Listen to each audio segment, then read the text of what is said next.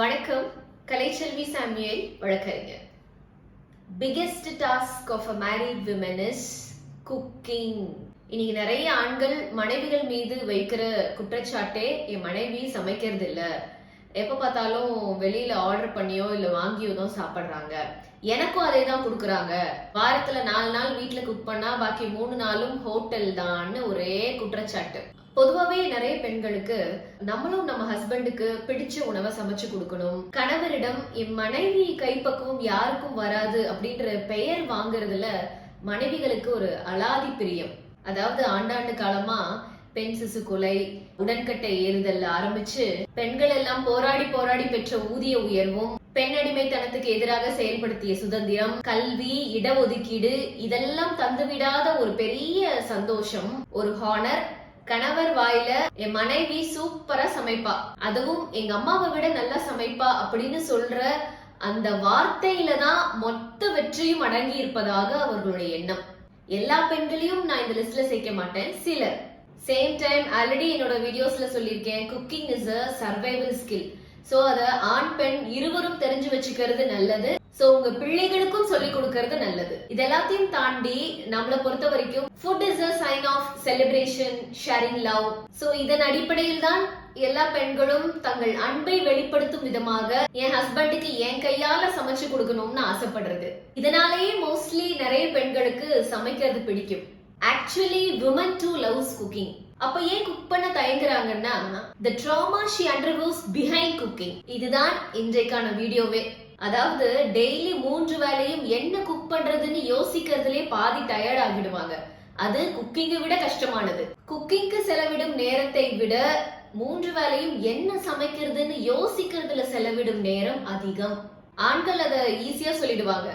என்ன காலையில ஒரு இட்லி சட்னி, மத்தியானம் ஒரு சாப்பாடு சாம்பார் பொரியல், நைட்டுக்கு 2 தோசை, இது பெரிய விஷயமான அசால்ட்டா சொல்லிடுவாங்க. அதுக்கு முன்னாடி ப்ரிப்பரேஷன் ஒண்ணு இருக்கு.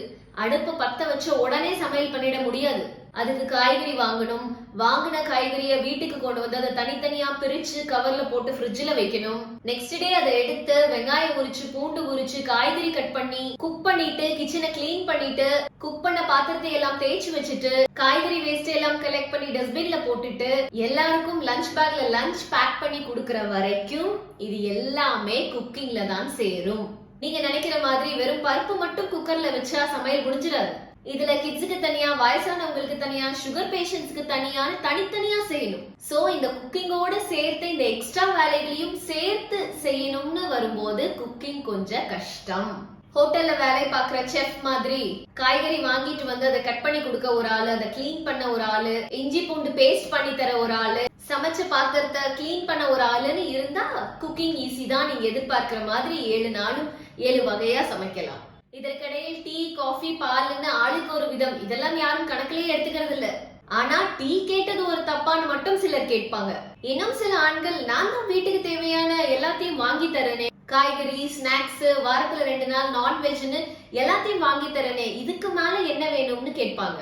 இதெல்லாம் நீங்க ஒன்னும் ஸ்பெஷலி உங்க மனைவிக்காக வாங்கி தரல. நீங்க வாங்கி தரத வச்சு அவங்க உங்களுக்கும் உங்கள் பிள்ளைகளுக்கும் உங்க குடும்பத்தாருக்கும் தானே சமைச்சு தராங்க. ஓ, அப்ப அவங்க சாப்பிடுறதே இல்லையான்னு கேட்பீங்க. நிச்சயமா இல்லை. வயிற்றுக்கு இறை போடுவதற்கும் பிடிச்ச உணவை உட்கார்ந்து ஆற அமர ரசிச்சு சாப்பிடுறதுக்கும் நிறைய வித்தியாசம் இருக்கு. தானே சமைச்சு தானே சாப்பிடுவதில் இருக்கும் கொடுமை பெண்களுக்கு மட்டுமே தெரியும். சமைச்சு முடிச்சு கிச்சனை எல்லாம் கிளீன் பண்ணிட்டு எல்லாருக்கும் பரிமாறிட்டு உப்பு எடுக்க ஒரு தடவை, தண்ணி எடுக்க ஒரு தடவை, பிள்ளைகளுக்கு சாப்பாடு ஊட்ட 7 தடவை அலைஞ்சு இப்படி எல்லாத்தையும் முடிச்சிட்டு அப்பாடான தட்டுல சாப்பாடு வச்சுட்டு உட்கார்ந்தா அப்பதான் பாத்ரூம்ல இருந்து அம்மான்னு ஒரு சத்தம் கேட்கும். அந்த சத்தம் அம்மாவுக்கு மட்டும்தான் கேட்கும். ஏன்னா மற்றவர்கள் எல்லாம் கேட்டாலும் கேட்காத மாதிரியே உட்கார்ந்துருப்பாங்களே. எல்லா குழந்தைகளும் அம்மா சாப்பாட்டுல கை வைக்கும் போதுதான் டாய்லெட் போகும். அதையும் தாண்டி சாப்பிடும் போது பாதியில எந்திரிச்சு குழந்தைக்கு ஆய் கழுவி விட்டுட்டு வந்து மீண்டும் அந்த சாப்பாட சாப்பிடும் துணிச்சல், சகிப்புத்தன்மையை வார்த்தைகளால் விவரிக்க முடியாது.